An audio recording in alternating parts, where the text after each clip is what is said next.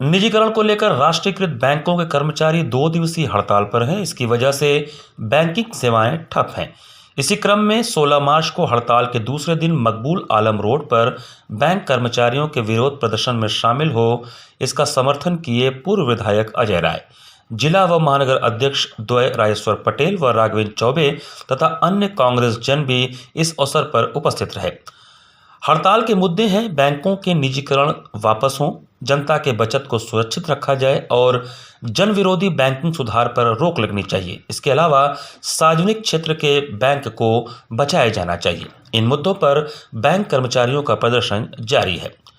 पूर्व विधायक अजय राय ने प्रदर्शन में शामिल होते हुए कहा कि इस सरकार का साफ साफ एजेंडा है देश को बेचना व कंगाल करना। निजीकरण के विरोध में बैंक कर्मी सड़क पर हैं।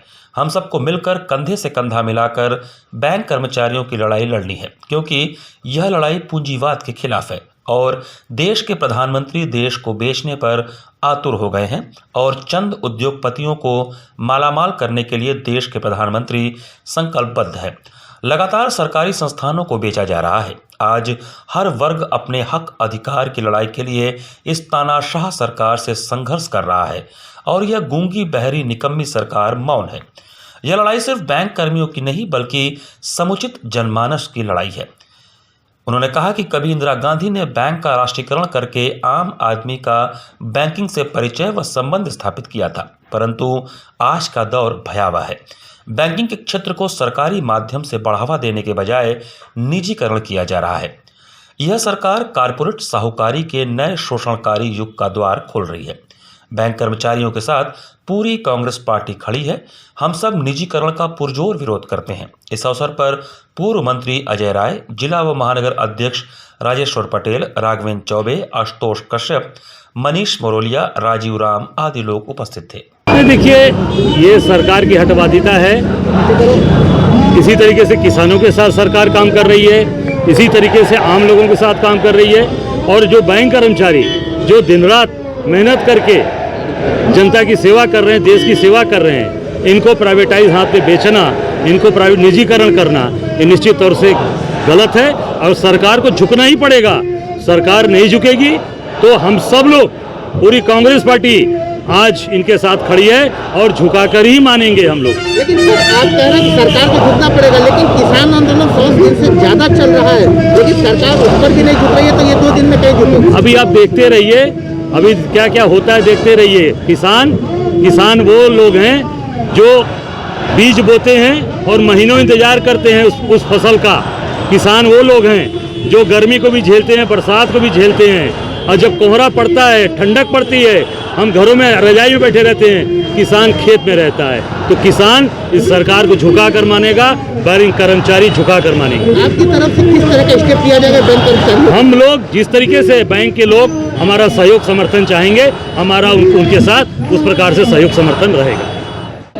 16 मार्च 2021 को United forum of bank unions के आह्वान पर भारत सरकार की आर्थिक नीति के विरोध में, जिसके तहत उन्होंने अपने बजट सत्र के दौरान कहा और ये अपना विचार रखा कि कम से कम 2 बैंकों का और एक जीवन बीमा निगम LIC व अन्य जनरल इंश्योरेंस कंपनियों का इन्वेस्टमेंट किया जाएगा, निजीकरण किया जाएगा। उनके इस नीति के विरोध में हमारे 9 यूनियन के लोग, जिसमें 5 अवार्ड स्टाफ के हैं और 4 अधिकारी संगठन हैं, यह मिल के फैसला किया है कि 15 और 16 मार्च को अखिल भारतीय स्तर पर बैंकिंग उद्योग में हड़ताल रहेगी, जिसमें लगभग 10 लाख बैंक कर्मचारी अधिकारी हड़ताल पर हैं, जिसके कारण 2 करोड़ से ज़्यादा चेकों की निकासी कल नहीं हुई। 16,500 करोड़ से ज़्यादा बिजनेस प्रभावित हुआ।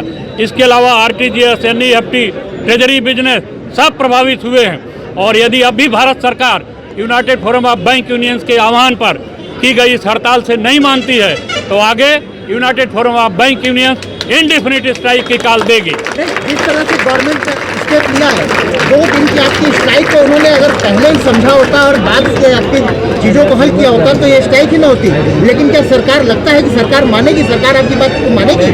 ऐसा है कि आपने जो सवाल किया है उसका बहुत सीधा सा उत्तर है कि बैंकिंग उद्योग में मजदूर कोई अनपढ़ गवार नहीं है, सब पढ़े लिखे हैं, होशियार हैं और 70% यंगस्टर्स हैं, नौजवान हैं, उसमें पूरा जोश है, खरोश है और वो संघर्ष के लिए पूरी तरह तैयार है। अंतिम सांस तक संघर्ष किया जाएगा। मोदी जी या मोदी की सरकार जो भी निर्णय लेना हो ले, लेकिन हम बैंकों का निजीकरण नहीं होने देंगे। इसी आशा और विश्वास से हम संघर्ष करेंगे।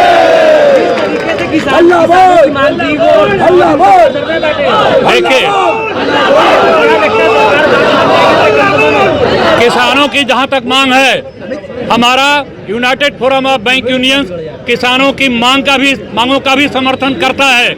हमारे United forum of bank unions के लोग बॉर्डर पर जहां किसान इस समय धरना प्रदर्शन कर रहे हैं, वहां जाकर भी वो अपना सहयोग दिए हैं और उनके साथ पूरी उनकी लड़ाई में बने हुए हैं। वैसे ही किसान मोर्चा भी हमारे इस लड़ाई में साथ में है।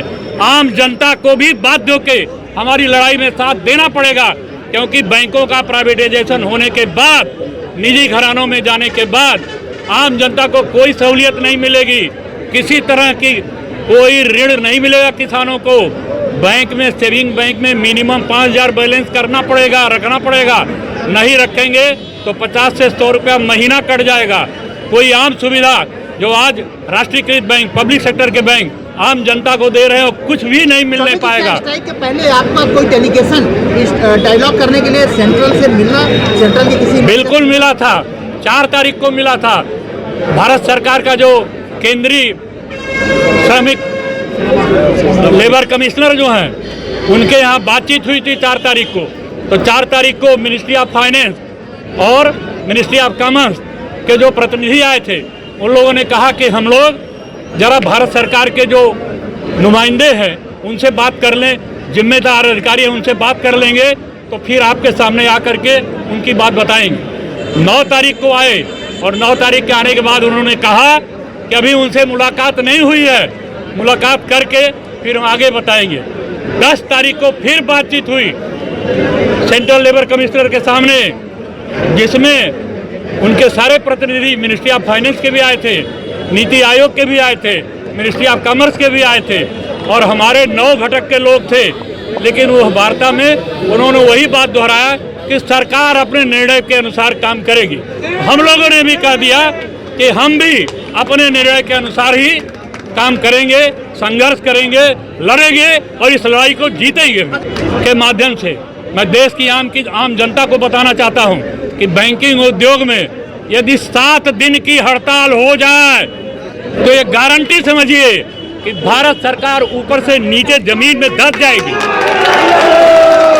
8 दिन की हड़ताल वो झेल नहीं सकते, कोई सरकार नहीं झेल सकती, इसलिए हम 2-2 दिन का मौका दे रहे हैं। जरूरत पड़ी तो आप लोग कंटिन्यू 8 दिन हड़ताल करेंगे? बाध्य होने के बाद क्या किया जाएगा? जब आदमी सोच रहा अब तो मरना ही है, तो क्या दवा नहीं लेंगे?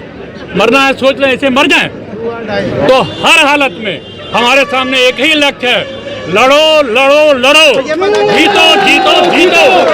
अगला स्टेप आपको पता है, 2 दिवस के बाद, 2 दिन की हड़ताल के बाद अगला स्टेप फिर 9 घटक, 9 यूनियन आपस में वार्ता करके संघर्ष का अगला कार्यक्रम डिसाइड करेंगी और उसके अनुसार ही जल्दी आपको मौका मिलेगा यहाँ आने का।